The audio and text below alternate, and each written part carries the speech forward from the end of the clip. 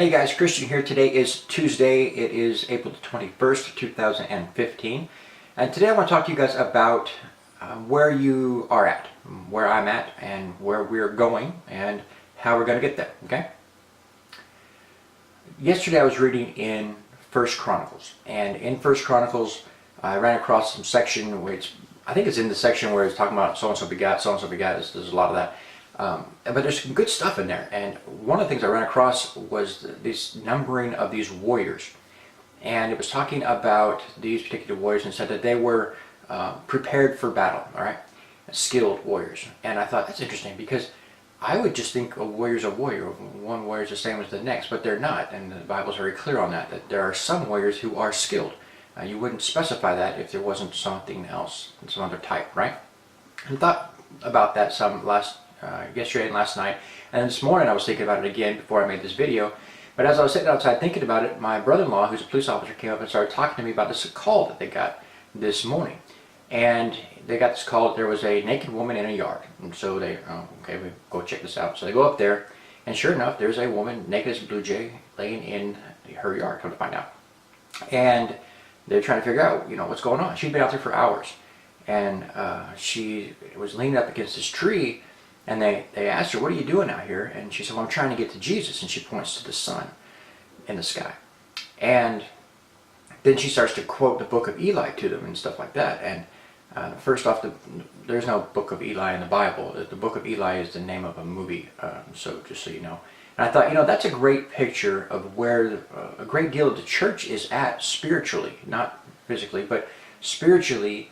They are naked as a blue jay, trying to get close to God, and really have no idea even the words are coming out of their mouth. That there's half-truths mixed with all this other stuff. You get statements like, God helps those that help themselves. That's not in the Bible. In fact, that's a misquote of Aesop's fables, and the actual quote is, the gods, plural, help those who help themselves. It's got nothing to do with God. So that kind of stuff is coming out of their mouths, and they're wondering why they're ineffective, why they can't attain or reach that thing. Well, I want to share with you today why that is, and we'll find that in Ephesians chapter 6, verse 10 is where I'm going to start, and I'm going to read a little bit of that, a few verses of that. You can study it out for yourself. And it's talking about the whole armor of God, right?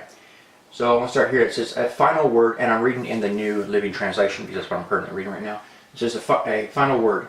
Be strong in the Lord and in His mighty power. Put on all of God's armor. Okay, two things to note. Put on insinuates you must do it, right? It's not something that's pre-installed. You don't get saved and boom, I have all this armor on. That's just not how that works, right? You have to put it on, okay? And then you have to put on all of it. He specifies that. So you could be walking around with part of it and not all of it. So that's important to note. So that you will be able to stand firm against all strategies of the devil. All right, so if you don't have this, you will not be able to stand firm against all the strategies of the devil, period, right? For we are not fighting against flesh and blood enemies, but against evil rulers and authorities of the unseen world, against mighty powers in this dark world, and against evil spirits in the heavenly places. Okay, so you have the enemy who's trying to put you in a losing position, all right? You want to change that. You want to see the blessings of God in your life. You want to experience this other thing. There's some work you got to do, all right? Therefore, he repeats himself in verse 13, put on every piece of God's armor so you will be able to resist the enemy in the time of evil. Okay, that's important to take note of. Then after the battle, you will still be standing firm. Wow, that's impressive. You could go into battle and not be standing afterwards. You can lose, all right? How is that possible? Here you are serving God, the most powerful being, period, and you can lose. That's something that probably not going to be taught a lot in churches, but it's true. You could actually lose, not be standing afterwards. So keep that in mind. Now, what I want to bring out here is that the equipping of the saints, let me find a Bible, because I don't have mine with me at the moment. All right. This is what you need right here, okay? Grab yourself a Bible and study to show thyself approved, period. I keep pushing that and telling you guys that again and again because there's nothing more important than that. Every single day get up and take some of this word and deposit it in your spirit. If you sow that word into your spirit, it will start to grow, produce fruit. It will start to mature. You will have a harvest, however you want to word it. But if you don't do that, if you separate yourself from this and say, I'm going to believe God for whatever, or you will not be effective, okay? And the devil wants you separated from this. That's why he tells you, nah, you don't have time for that. That's why he tells you that it's not working when you are doing it. It's so important. Nothing more important than that. You live in a country, if you live in America like I do, you live in a country where this is not outlawed. You can have access to this. So take advantage of it. That's a great blessing right there, okay? And by doing that, you'll start to learn. He'll start to show you and teach you things. He'll make you a skilled soldier. Remember, when you leave the Egypt, right, the world, you go through the wilderness, right, the trials and the tests that God brings on you. He starts to form you, and he starts to teach you to trust him and things like that. Eventually, you're looking at the promised land, right? I'm going to these promises that God has told me he's going to put on me, right? You don't get them without a battle. Remember, they went into the promised land and they went to war, okay?